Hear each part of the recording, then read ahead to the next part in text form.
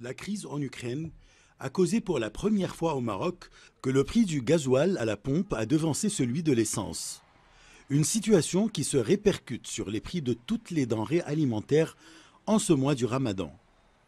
De nombreux Marocains, dont la courbe des revenus n'a pas suivi celle des prix des produits de consommation, ont exprimé leur colère, indiquant que cette flambée des prix était insupportable.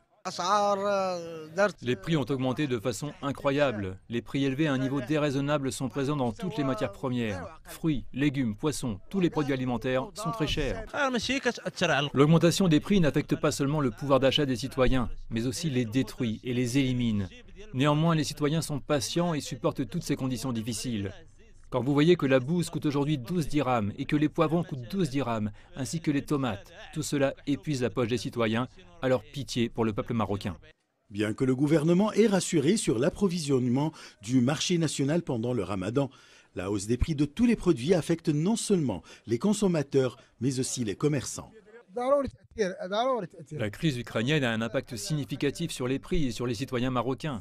Avant cette crise, nous avions l'habitude d'acheter des produits alimentaires à bas prix et notre profit était important. Mais maintenant, j'achète des marchandises à des prix très élevés, ce qui réduit notre profit et a touché tous les commerçants. Directement impactés par la flambée des prix des carburants, les chauffeurs de taxi sont inquiets. Ce conflit a un grand impact non seulement sur le Maroc, mais aussi sur tous les pays du monde.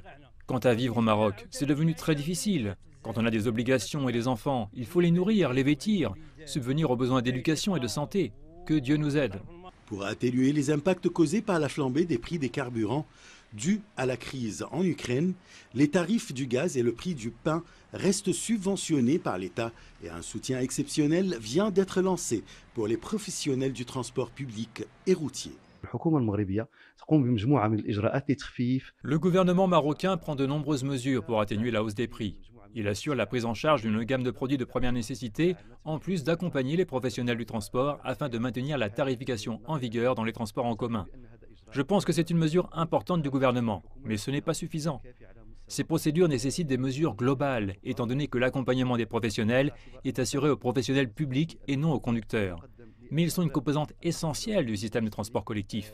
Avec des sources d'approvisionnement diversifiées en provenance de l'Argentine, du Brésil, du Canada et l'annonce d'une politique d'aide et de soutien, le Maroc espère bien faire face à la crise.